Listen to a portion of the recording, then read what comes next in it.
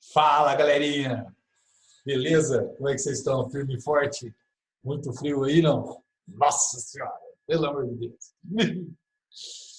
Galera, o que a gente vai fazer hoje? Bom, a gente terminou virose, né? Um monte de doença que a gente falou de virose, e a gente não pode deixar de resolver os exercícios também, né? Terminado, então, o nosso módulo, terminado o nosso assunto, vamos, então, resolver esses exercícios. Fechou? Beleza?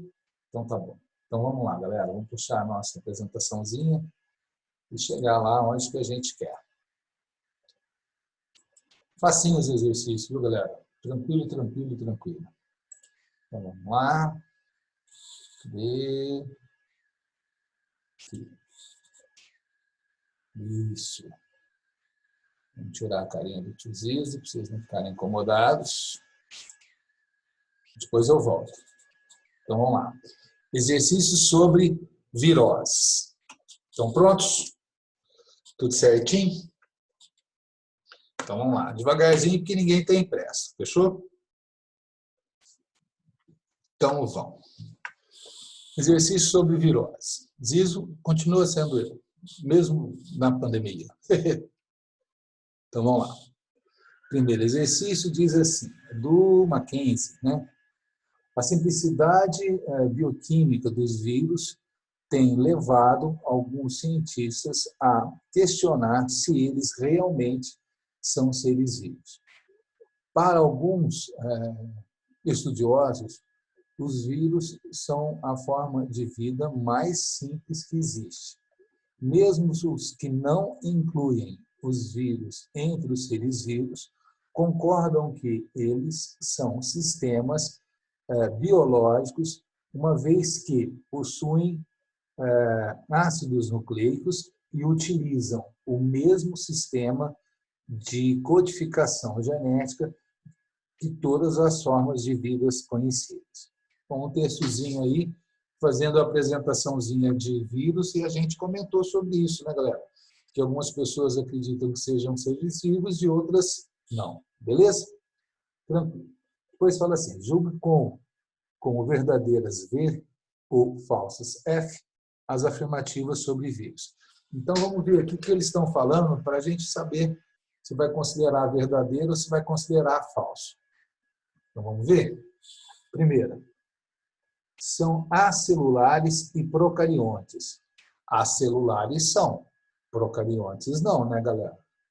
Procariontes não, né? Então, a gente sabe que a procarionte é uma célula bacteriana, não é isso? Então, a primeira a gente já sabe que está falsa. Segundo, seu material genético pode ser DNA ou RNA. Beleza, né? Que nós fizemos e até em virose a gente ressaltou isso, né? Que a gente pode classificar os vírus como DNA vírus ou RNA vírus conforme o tipo de material genético que ele possui. Então, a segunda está correta. Beleza. Vamos para a terceira. Não possuem metabolismo próprio, por isso são parasitas intracelulares obrigatórios. Verdade, né, galera? Um dos primeiros slides da nossa apresentaçãozinha do conceito de vírus, a gente falou isso, né? Eles são parasitas intracelulares obrigatórios. Portanto, verdadeiro. São constituídos por um capsídeo duplo, e não vou nem continuar lendo, galera. A gente sabe que não tem capsídeo duplo, né? Todo vírus tem, estruturalmente, um capsídeo e um material genético lá dentro.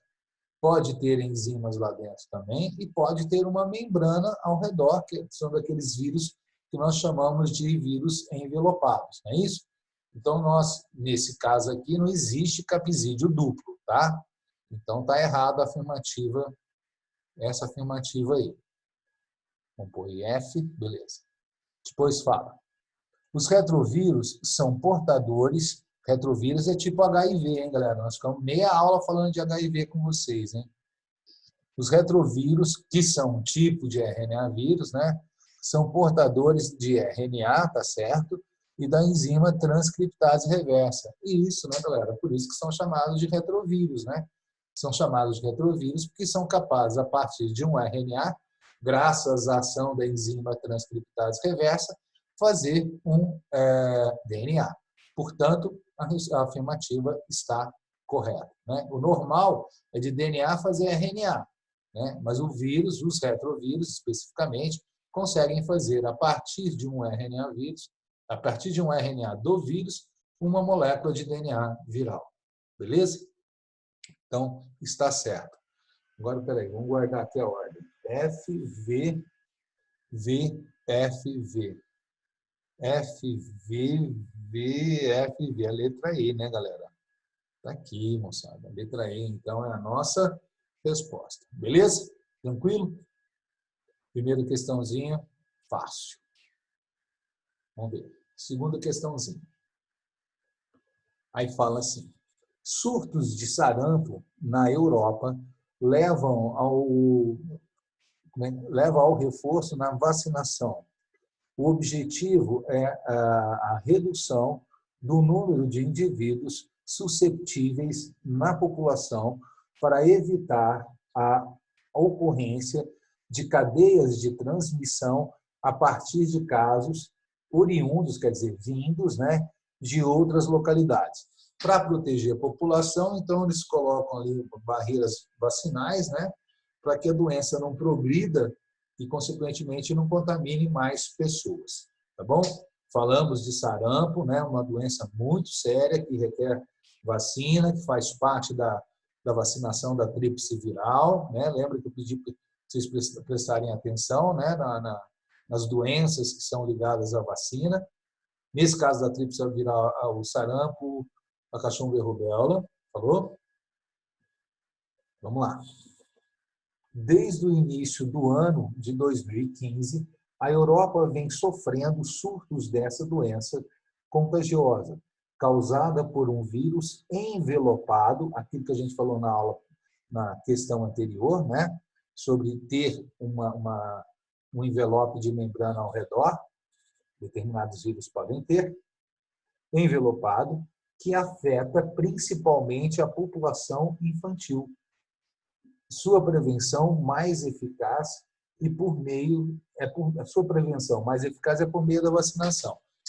Lógico, né? Não sabe disso.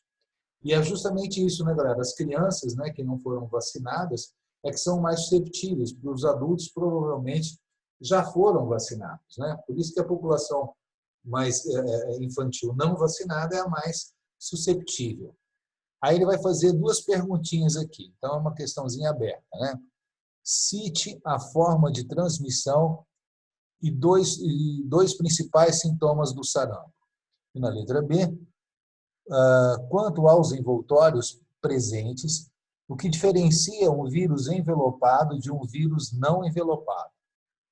Então, vamos lá. Vamos responder cada uma delas. Então, a primeira está dizendo, né, cite uma forma de transmissão e os dois principais sintomas do sarampo. Eu tenho um pouco de medo quando eu falo principal, né? Quando a gente não sabe como que é o principal, a gente fala um monte. Valeu? Bom, a forma de transmissão, galera, é através de gotículas, né? Gotículas da saliva, da tosse, do espirro.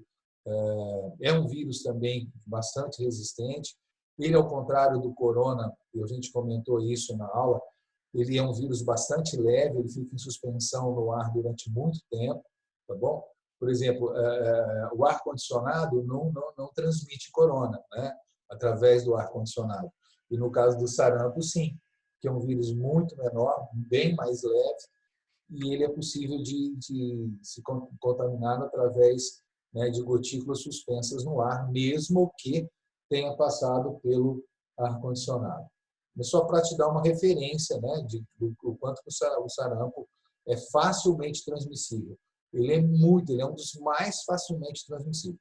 E fora isso, provoca uma doença muito séria, né, que vai ter como sintomas, você vai imaginar, você vai ter tosse, você está dor de garganta, você vai ter febre, tá? Mas você vai ter que falar das manchas na pele, né? Lesões cutâneas, né? Eritematosas, formação de manchas vermelhas na pele, que eu mostrei a foto até para vocês de um menininho, tadinho, cheio de manchinha de sarampo. Então, como é que a gente responderia essa questãozinha aqui, a letra A do exercício 2? Falaria assim: o vírus causador do sarampo é transmitido diretamente entre humanos, quer dizer, de humano para humano, de pessoa para pessoa, por meio das gotículas liberadas em espirros e na tosse. Por serem por secreções nasais e de garganta, bem como através de objetos contaminados, tais como talheres, copos, roupas, toalhas, etc. Então, vocês estão vendo aí que é necessário, né, galera? Nada muito absurdo, mas necessário cuidados mínimos de higiene com objetos.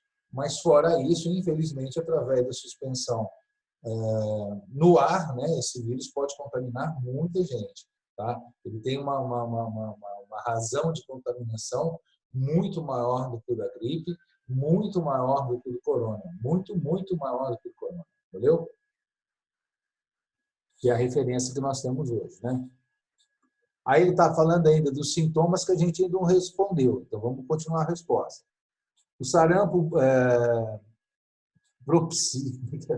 provoca tosse, coriza, tosse, né, você já sabe, coriza, que é o nariz escorrendo, né, inflamação ocular, pode ter ou não, viu, galera, essa inflamação ocular, a gente nem cita ele normalmente, dor de garganta, isso que sempre tem, febre, né, e erupções cutâneas, né, com manchas vermelhas, bastante típico, característico do caso de sarampo. Tranquilo? Ele pede só 2, a gente dá uma coleção aí, o cara escolhe o que ele quiser, tá bom? Mas se você colocasse só 2, está valendo. Quanto aos envoltórios presentes, né, o que diferencia o vírus envelopado de um vírus não envelopado?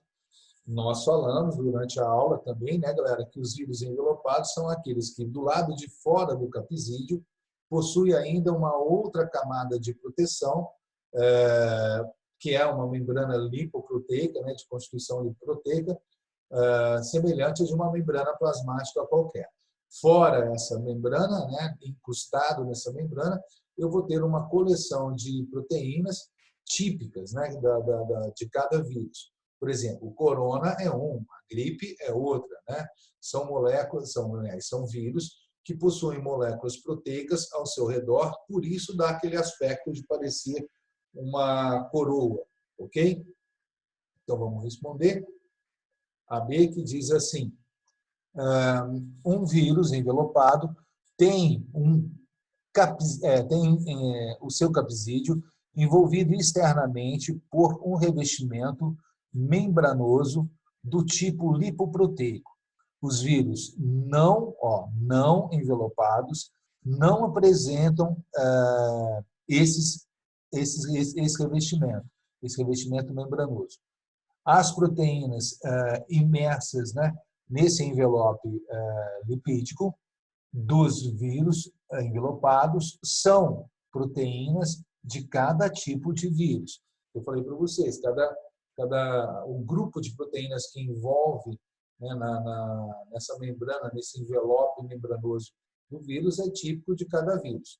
Por isso que existe aquela classificação, H1N1, H5N2, quer dizer, esse H5, H1, N1, N2, isso é nome de proteína, fechou?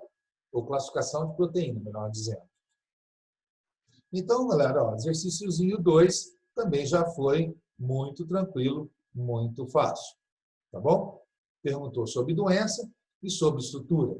É aquilo que a gente fez na nossa aula, tá bom? O exercício 3 da Unesp diz o seguinte: a profilaxia, olha que exercício interessante, galera.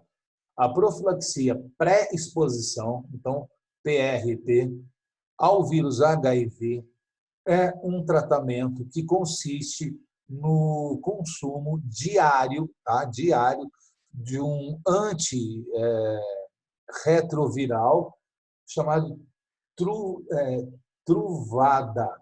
Truvada. E tem como público, né, público-alvo, pessoas com maior vulnerabilidade em adquirir o vírus. Segundo o Ministério da Saúde, o uso correto do medicamento reduz o risco de infecção por HIV em mais de 90%. Esse uso, porém, não barra a entrada do vírus no organismo. Presta atenção nisso daqui. Ó. Ele não impede a entrada do vírus, ele impede a replicação do vírus, tá bom? No organismo. Apenas bloqueia a ação da enzima transcriptase reversa, que seria aquela responsável em formar um DNA viral a partir do RNA viral inoculado pelo HIV, que a gente viu em sala. O tratamento com Truvada é o quê? Vamos ver. Vamos ver as afirmativas aqui. 1. Profilático, porque combate o agente transmissor da AIDS. Ele combate o HIV? Ele mata o HIV? Não, ele apenas impede a sua replicação, ou tenta impedir a sua replicação. Então, a A está fora. B. Evita que a célula infectada produza moléculas de DNA viral. Mas, galera, é essa aqui. Essa aqui. Por quê? Porque se eu não consigo formar, se eu não tenho, né? Se eu sou o vírus HIV e eu tenho a minha transcriptase reversa bloqueada pela Truvada, galera, o que vai acontecer? Vai acontecer que eu não vou conseguir produzir DNA viral e, consequentemente, eu vou cortar o meu ciclo, né? Mas como não fiquem muito felizes, muito contentes, não, que ela tem uma eficiência de 90%, não é 100%, tá?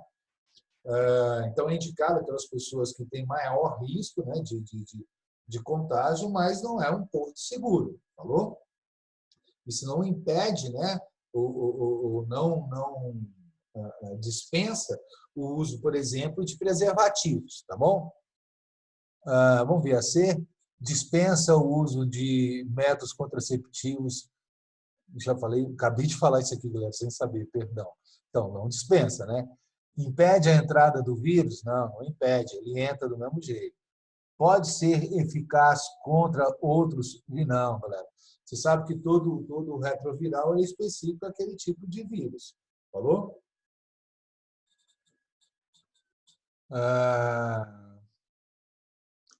Ainda mais DNA ainda, né? Então, peraí, qual que ficou a resposta correta agora? Não. Não. É isso, galera. Resposta, letra B. Valeu? Tranquilo? Bom. E, galera, ó, já acabou. Tranquilinho, tranquilinho, tranquilinho. Moçada, como vocês viram, os exercícios de vírus não são muito complicados. E quando eles trazem muita informaçãozinha assim, né, na realidade, eles estão mais querendo te ajudar do que te atrapalhar. Falou? Lembra que eu falei para vocês, galera, que essa aula de vírus é uma aula bem pesada, uma aula puxada, pelo número de doenças que a gente tem que analisar, né? Pelo número de possibilidades de contágio que existem. Não pela dificuldade em si. Vocês viram que não tem dificuldade nenhuma. Sem dúvida nenhuma, é uma coleção de doenças enorme, né? E ainda tem mais coisa para a gente falar, né? Que a gente prometeu falar para vocês ainda, que a gente vai falar de Zika, de chikungunya, vai falar de corona, vai falar de um monte de outros viroses mais recentes, H1N1, né? Que a gente vai deixar para o segundo semestre, como todo ano a gente faz, mais próximo da data do Enem. Falou? Isso a gente já faz regularmente e a gente vai continuar fazendo assim. Que são as doenças, inclusive, mais propícias, né, a cair nos nossos vestibulares. Fechou? Então, galera, vamos ficar então por aqui e na semana que vem, então, a gente dá continuidade ao nosso curso. Valeu, galera? Gente, muito obrigado a vocês. Espero que vocês continuem se cuidando, principalmente agora nesse período de frio, né? Nós estamos num frio danado. E, por favor, cuidado, tá bom? Cuidado, porque não é um lugar, uma hora boa de você baixar no hospital. E a minha câmera continua louca, fazendo zoom do nada. Um beijo, galera. Ela faz zoom e de zoom. Zoom e de zoom. Beijo. Tchau. Em pé.